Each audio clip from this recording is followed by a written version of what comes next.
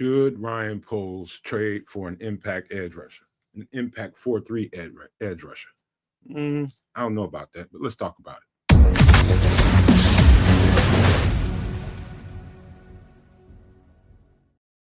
Yo, yo, yo, no maniacs, super no maniacs, and all in between. Welcome to another edition of Feed the Bears.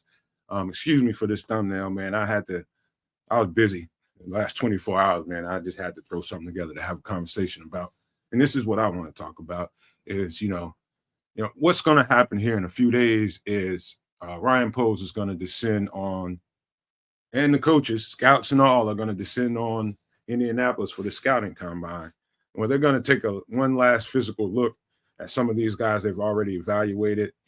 I'm not a big combine guy. It's just a meat market to me. You already know everything you need to. Well, you should know everything you need to know about all these guys.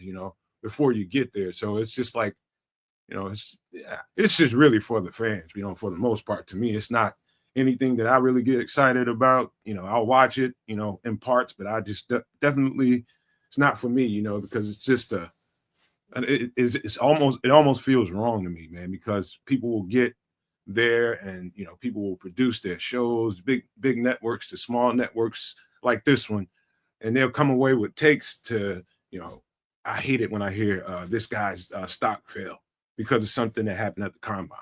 I just don't believe that. I never have. There's no way in the world a GM and coaches went to a combine and seen somebody not run such a fast 40 and he fell down on their boards. I don't believe that.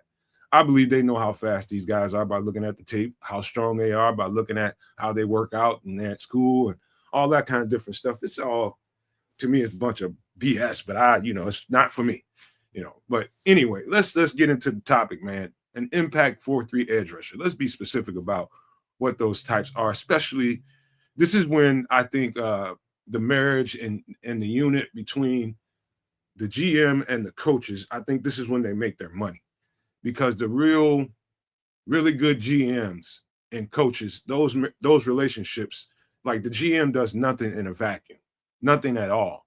It's all in concert with the coaches and what do they prefer, what do they want, what do they need, and you basically take the list of groceries and you go get them.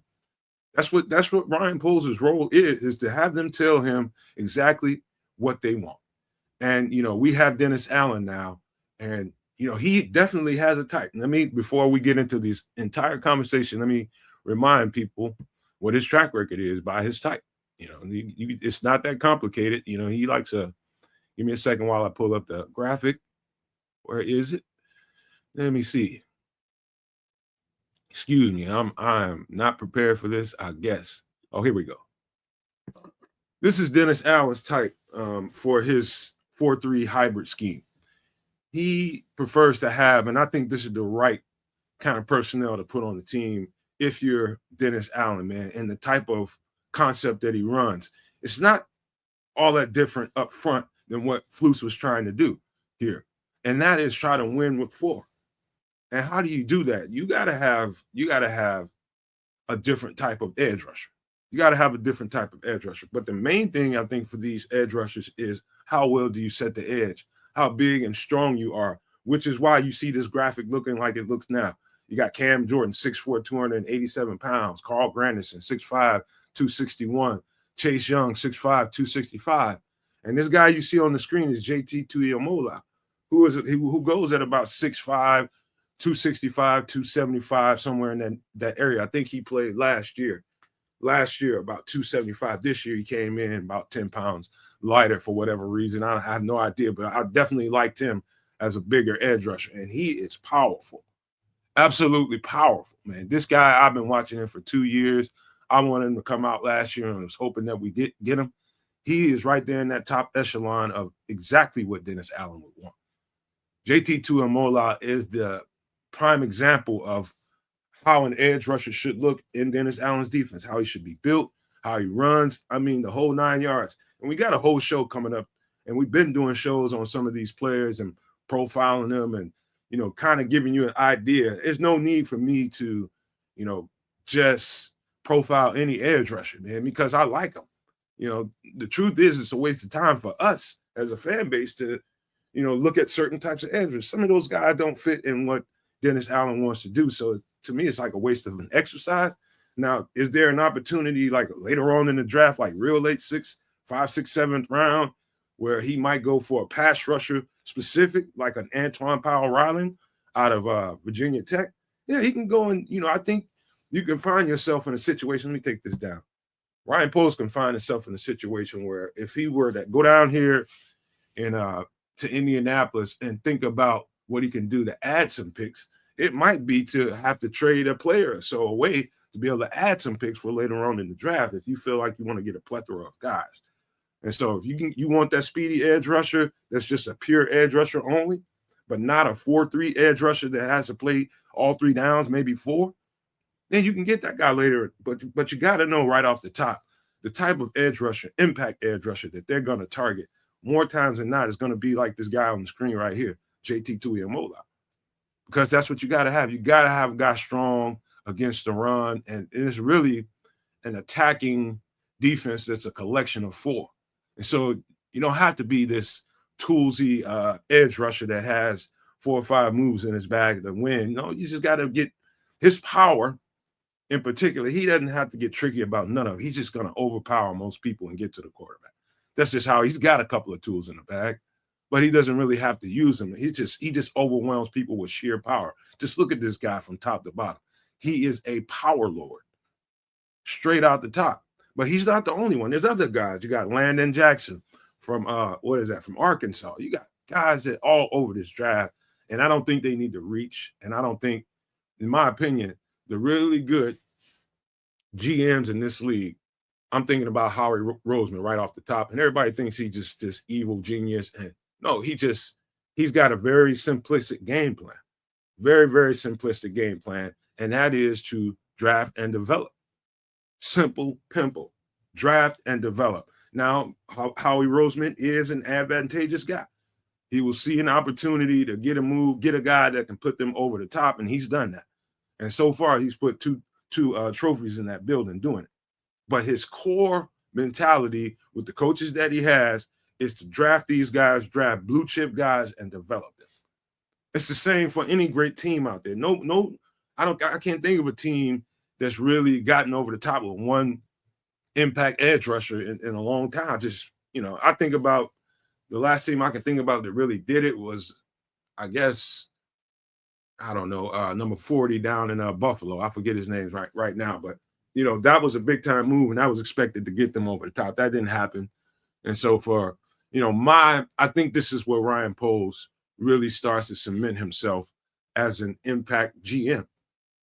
And it's this marriage and relationship between he and the coaches that has to be steady Eddie. And he's going to have to lean on them to determine whether or not do I think Ryan Poles could be in his head right now thinking, you know what, I feel like we need to make a move and get this impact edge rusher in a trade. And after sitting down with Dennis Allen, it could have went the other way and like, hey, Dennis might have been like, that sounds great, but I don't think we're an impact edge rusher away from turning this thing around and putting us some more wins in the win column. I think you got to really just put back this thing out of gear, kind of put it in neutral, get some advice from the coaches. And I think we have the right people in the building as far as that goes. The coaching staff, I think we got the right people, especially on the defensive side of the ball, that really help Ryan Poles really dial in, where he can get this talent from. I think, to me, successfully, if you want to have something be sustained for a long time, you got to draft, and you got to draft well.